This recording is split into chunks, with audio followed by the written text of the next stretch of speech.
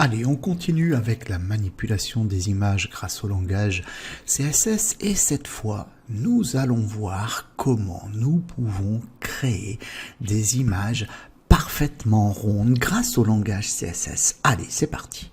De nouveau sur notre travail en cours avec mon petit dossier de site. Donc là ici j'ai rajouté, donc j'ai toujours index.html, j'ai toujours style.css et j'ai rajouté une image qui s'appelle dinosaure.jpg. Regardez, je vais aller dessus pour histoire de voir un peu ces tailles. Vous voyez là j'ai l'information sur la dimension, c'est marqué 239 par 239. Donc on se rappelle, ça c'est l'unité, hein, ce sont des pixels. Mais qu'est-ce qu'on remarque?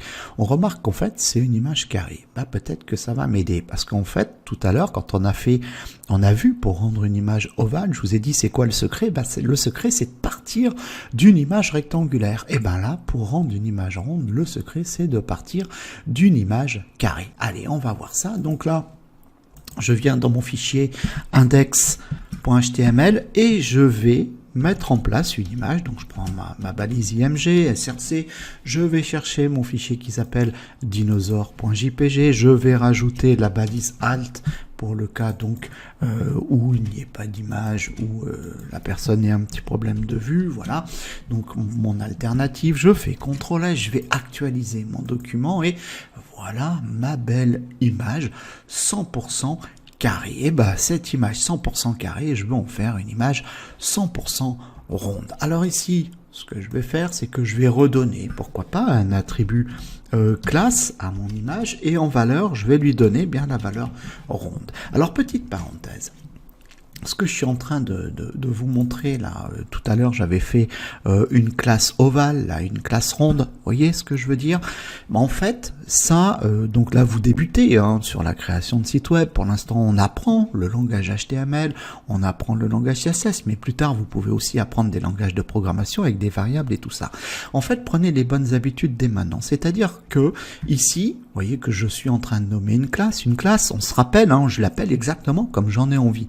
Ben justement, il vaut mieux pour moi utiliser un vocabulaire explicite. Parce que si ma classe ronde, je l'appelais par exemple R, voilà, alors là, ça va, c'est facile, parce que là, quand je vais aller dans mon CSS, je vais dire, bah oui, la classe R, bah je vais lui donner telle et telle propriété, parce que comme ça, j'aurai une image ronde. Ok. Maintenant, revenez 6 mois après hein, sur votre site web.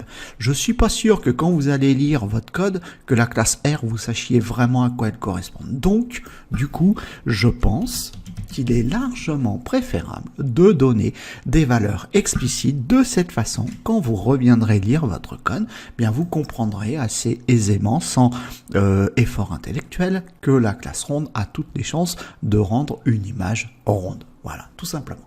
Je viens dans mon fichier style.css et je vais déclarer donc ma classe ronde, donc point ronde. Alors là, ici, je voudrais que cette image 100% carrée devienne 100% ronde.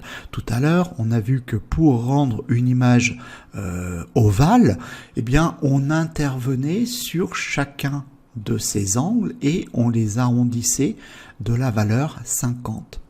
Et bien là, pour rendre l'image ronde, eh ben ça va être exactement pareil. Je vais partir de ma propriété border radius et je vais lui donner la valeur 50%. Je vais faire CTRL S, je vais actualiser mon document et regardez, je viens d'obtenir ici une image parfaitement ronde. Alors ça en plus c'est bien de le savoir parce que c'est super à la mode, hein. On voit souvent hein, sur les sites web des images rondes.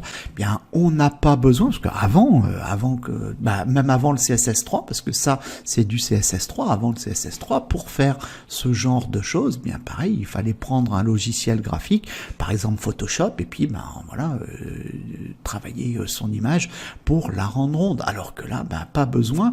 Puis en plus de ça, vous voyez que ça a un avantage, c'est que les couleurs de fond, ici en fait elles vont se marier parfaitement à l'image. Si par exemple, je vais remontrer ça, je vais décommenter ici border radius, voilà, CTRL S, là mes images vont revenir va revenir avec un angle droit et je vais aller manipuler mon body. D'accord, donc le body, hein, c'est le corps de mon document et je vais lui donner une couleur de fond, un background -color et je vais mettre en rouge par exemple, on s'en fiche royalement. Donc là ici j'actualise et background Alors, body, background. Ah, voilà, parce que j'ai pas mis de R, c'est pour ça que ça marche pas. Ok, j'actualise, voilà. Ça pète un peu, hein, quand même. Je vais plutôt mettre yellow, parce que ça fait mal aux yeux, quand même. Hein. CTRL S, je vais quand même protéger vos yeux, je suis pas méchant. Bon, ici, donc, si je reviens avec mon image ronde, je vais la remettre ronde, voilà, CTRL S. Je vais actualiser mon document, ben voilà. L'intérêt, c'est que voilà, le fond jaune, ben, il est vraiment partout.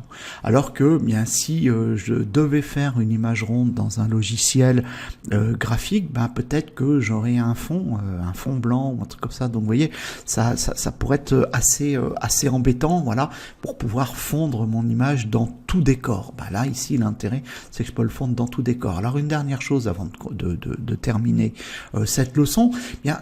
De la même façon, si je me dis, bah oui, mais bon, c'est super, je suis content, mon image est ronde, mais par contre, elle est un peu grande. Moi, j'aurais préféré que ça soit plus petit. Comment je vais faire? On l'a appris.